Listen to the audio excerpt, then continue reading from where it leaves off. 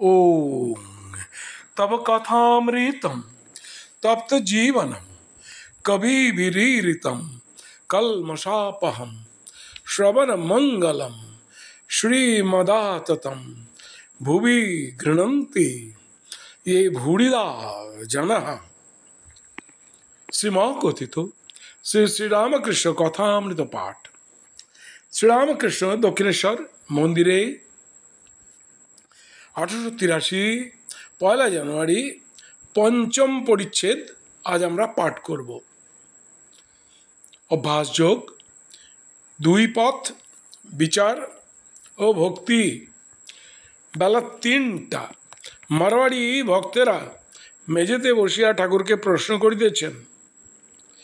Master, রাখাল ও অন্যান্য ভক্তেরা ঘরে আছেন।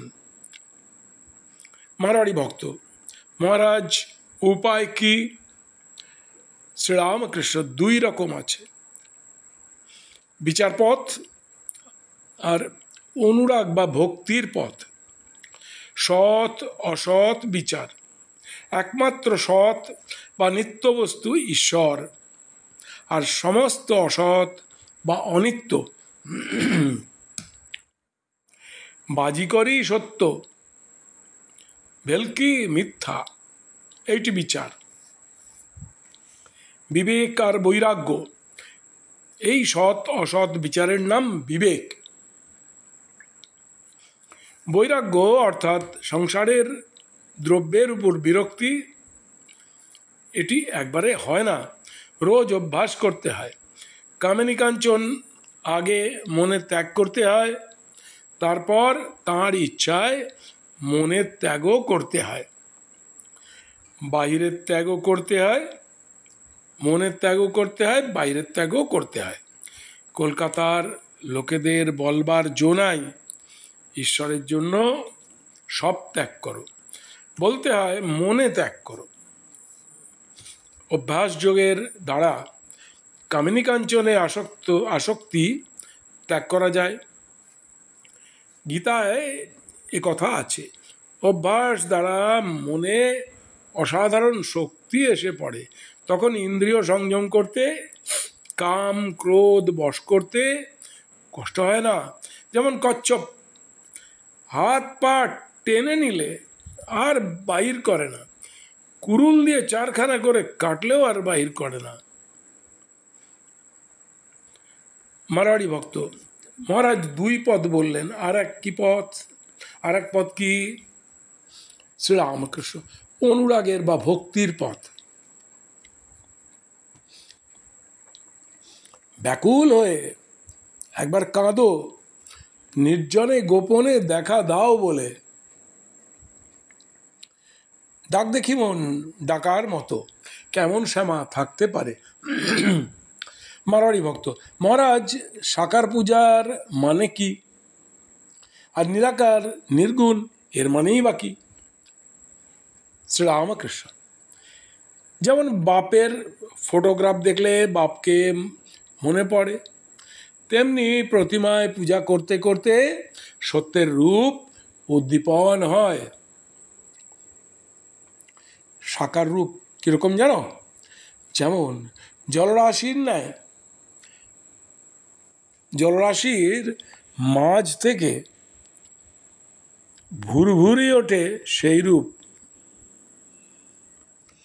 মহাকাশ চিদাকাশ থেকে এক একটি রূপ উঠছে দেখা যায়। অবতারও একটি রূপ। অবতার লীলা সেই আদ্যাশক্তিরই খেলা। পাণ্ডিত্য, আমি কে? আমি তুমি। পাণ্ডিত্যে কি আছে? ব্যাকুল হয়ে ডাকলে তাকে পাওয়া যায়, নানা বিষয় জানবার দরকার নাই। যিনি আচার্য তারই 5টা জানা দরকার। অপরকে বধ করার জন্য ঢাল তরোয়াল চাই, আপনাকে বধ করবার জন্য একটা ছুঁচ বা নড়ুন হলেই হয়।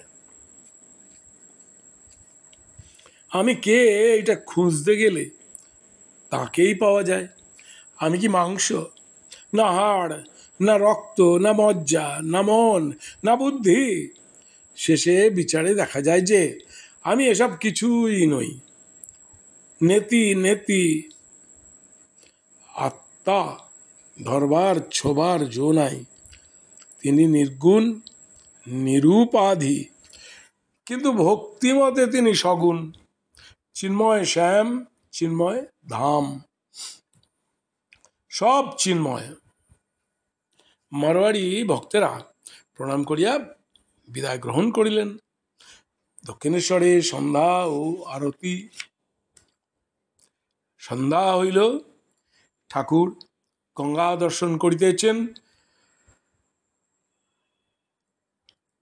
ঘরে প্রদীপ জ্বালা হইল, শ্রীরামকৃষ্ণ জগন্মাতার নাম করিতেছেন ও খাটটিতে উপবিষ্ট হইয়া তাহার চিন্তা করিতেছেন। ঠাকুর বাড়িতে এইবার আরতি হইতেছে। যাঁরা এখনো পোস্তার উপর বা পঞ্চবটির মধ্যে পাদচারণ করিতেছেন, তাঁরা দূর হইতে আরতির মধুর ঘণ্টা নিনাদ শুনিতেছেন। জোয়ার আসিয়াছে। ভাগীরথী কুলুকুলু কুলুকুল শব্দ করিয়া উত্তর বাহিনী হইতেছেন। আরতির মধুর শব্দ কুলকুল শব্দের সহিত মিশ্রিত হইয়া আরও মধুর হইয়াছে।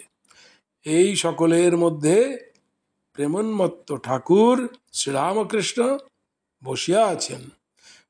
সকলেই মধুর, হৃদয় মধুময়, মধু মধু মধু।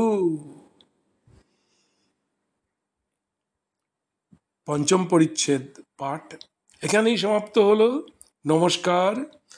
ওং নিরঞ্জনং নিত্যম অনন্ত রূপম ভক্তানুকম্পা ধৃত বিগ্রহং বৈ ঈশাবতারং পরমেশমিঢ্যম তং রামকৃষ্ণং শিরসা নমামঃ।